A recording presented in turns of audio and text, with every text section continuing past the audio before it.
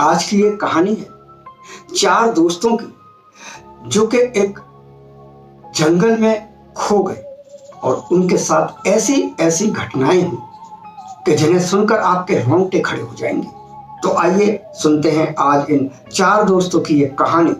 और कहानी को शुरू करने से पहले आप लोगों से है निवेदन कि चैनल को सब्सक्राइब कर लें ताकि आपको मिलती रहें ऐसी ही अच्छी अच्छी कहानियां, ऐसी ही अच्छी अच्छी घटनाएं सुनने और देखने को। अब बढ़ते हैं कहानी की ओर। एक घना जंगल, बहुत घना, डेंस फॉरेस्ट और चारों तरफ सन्नाटा, साइलेंस। और उस सन्नाटे में छिपा एक ऐसा रहस्य जिसने इन चारों दोस्तों की जिंदगी बदल कर रख दी। आरव, करण, निशा और पूजा, ये चार दोस्त जो कि एडवेंचर के बड़े शौकीन थे, ये निकले एक फॉरेस्ट यानी कि एक जंगल की ट्रिप पर। शहर से दूर एक जंगल जिसका नाम था काली खोह जंगल। इस जंगल में जाने का इन चारों ने निश्चय किया। लोगों का ऐसा मानना था कि जो भी इस काली खोह जंगल में गया वो फिर रास्ता भटक गया और कभी उस जंगल से बाहर नहीं आ पाया। हालांकि ये चारों दोस्त इस बात को बिल्कुल अंधविश्वास मानते थे। तो इनका प्रोग्राम बन गया। इन्होंने पूरा अपना सब जो जरूरी सामान था वो इकट्ठा किया और सुबह सुबह अपनी कार से ये चारों दोस्त जंगल की ओर निकल पड़े। मौसम बड़ा ही सुहावना था। ये चारों एंजॉय करते हुए, अपनी गाड़ी में एंजॉय करते हुए जंगल की ओर बढ़ रहे थे। जंगल में जब ये अंदर दाखिल हुए तो शुरू में तो सब कुछ सामान्य लगा, ठीक ठाक लगा। कुछ खास ऐसा इन्हें नजर नहीं आया कि जो भयावह हो, डरावना हो। लेकिन दोपहर होते होते इन्हें ये एहसास हुआ कि ये रास्ता भटक चुके हैं। यार, हम इसी रास्ते से आए थे ना? करण ने थोड़ा घबराते हुए पूछा।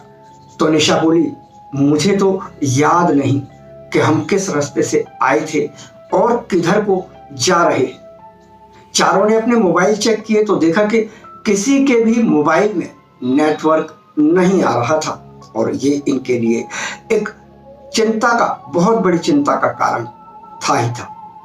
धीरे धीरे सूरज डूबने लगा और इसके साथ ही इस घने काली खोह जंगल में अंधेरा बढ़ने लगा। इन्होंने चारों तरफ नजर दौड़ानी शुरू की तो इन्हें अपने सामने एक कुछ दूरी पर एक टूटा फूटा घर दिखाई दिया। आरव बोला, चलो आज रात यहीं गुजार लेते हैं। इनके पास दूसरा कोई विकल्प तो था नहीं, तो ये चारों उसी टूटे फूटे घर के अंदर दाखिल हो गए। घर के अंदर दाखिल होने पर इन्हें ऐसा लगा मानो बरसों से इस घर में कोई घुसा ही ना हो, कोई रहता ही ना हो। अंदर हर जगह चप्पे चप्पे पर धूल जमी हुई थी। जैसे तैसे ये थोड़ी बहुत जगह बनाकर उस कमरे में बैठ गए। अभी रात के 10 बज रहे थे कि तभी ऊपर से एक आवाज आती है, धड़ाम। और ये जोर किसी आवाज सुनकर चारों चौंक जाते हैं और पूजा डर कर चिल्लाती है, कौन है वहां ऊपर? आरव और करण ने अपनी अपनी टॉर्चें उठाई और ऊपर की ओर, घर के ऊपर के हिस्से की ओर चल पड़े। लेकिन ऊपर पहुंचकर जब उन्होंने चारों ओर देखा तो वहां पर कोई भी नहीं था।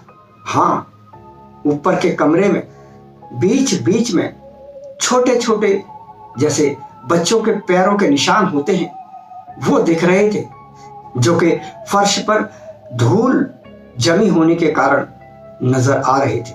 ऐसा लग रहा था, इन निशानों को देखकर ऐसा लग रहा था कि किसी बच्चे ने अभी अभी यहां से चलकर एक रास्ता बनाया है।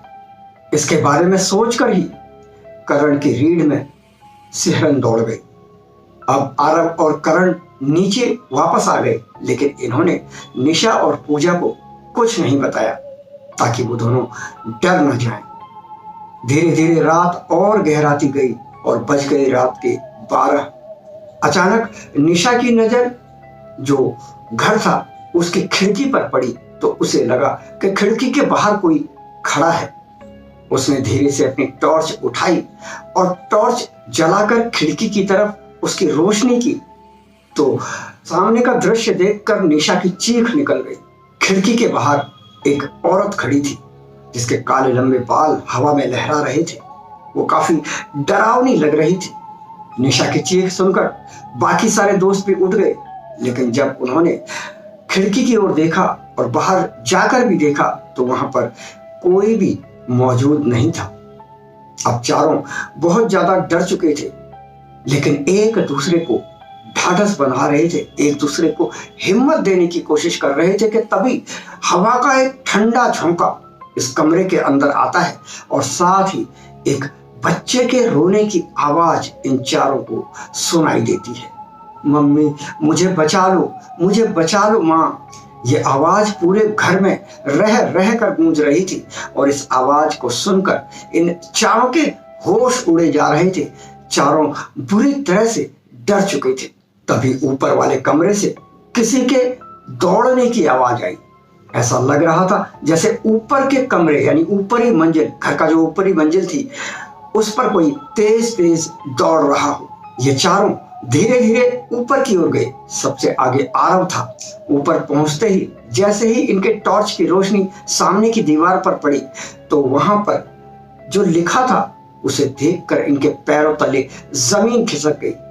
उस दीवार पर लिखा था, यहां से चले जाओ वरना मारे जाओगे। अब ये चारों इस घर से बाहर निकल जाना चाहते थे और चारों बाहर निकल भी गए, लेकिन तभी इन्हें वही औरत जो कि निशा को खिड़की के बाहर दिखी थी, वही औरत सामने खड़ी दिखाई दी। उसने बड़ी ही दर्द भरी और डरावनी आवाज में इन चारों से कहा कि आज से 20 साल पहले मैं और मेरा बेटा इस जंगल में रास्ता भटक गए थे। तब हमने बहुत मदद मांगी पर किसी ने हमारी पुकार नहीं सुनी, किसी ने हमारी मदद नहीं की और हम इस जंगल में दफन हो गए। औरत आगे बोली कि इस जंगल में जो भी आता है वो इस जंगल में ही भटक कर रह जाता है, कभी इस जंगल से बाहर नहीं निकल पाता। तुम भी इस जंगल में भटक जाओगे और इस जंगल से बाहर कभी नहीं निकल पाओगे। अब ये चारों दोस्त घबराहट में एक ओर भागने लगे कि तभी भागते भागते इन्हें दूर एक मंदिर दिखाई दिया। ये तुरंत उस मंदिर की ओर दौड़े और मंदिर के अंदर पहुंचकर इन्होंने देखा कि वहां पर एक साधु ध्यान में बैठे हुए थे। साधु को इन्होंने पूरी बात बताई तो साधु ने कहा कि उस औरत और उस बच्चे की आत्मा आज तक शांति नहीं पा सकी है। उनकी अस्थियां आज भी जंगल में दबी पड़ी हैं। साधु आगे बोला कि तुम चारों सुबह मेरे बताए हुए स्थान पर जाना और उन अस्थियों को निकालकर विधि पूर्वक मां और बेटे का अंतिम संस्कार कर देना। इसके बाद दोनों की आत्माओं को शांति मिल जाएगी और ये जंगल भी शांत हो जाएगा। सुबह होते ही चारों दोस्त साधु के बताए स्थान पर चले गए और वहां जाकर खुदाई शुरू की। खुदाई में उन्हें इंसानी हड्डियां मिली। चारों ने पूरी श्रद्धा के साथ इनका अंतिम संस्कार कर दिया।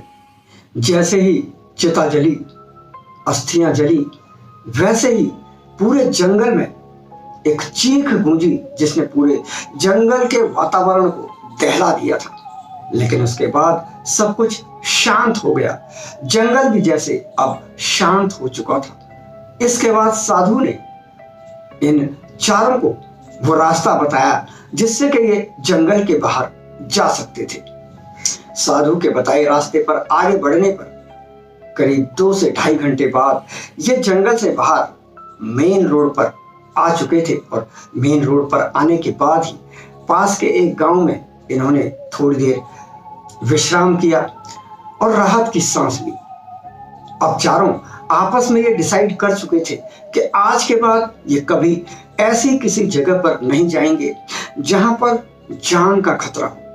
तो मित्रों, कैसी लगी आपको आज की घटना, आज की कहानी, हमें कमेंट बॉक्स में लिखकर जरूर बताएं। साथ ही साथ चैनल को कर दें सब्सक्राइब, ताकि आपको मिलती रहे ऐसी ही अच्छी अच्छी कहानियां और घटनाएं सुनने और देखने को। कहानी अच्छी लगी हो तो इसे अधिक से अधिक लोगों तक शेयर कर दें, वीडियो को एक लाइक जरूर दे दें। मैं लेता हूं अब आपसे आज्ञा, फिर मिलता हूं अगली वीडियो में। नमस्कार।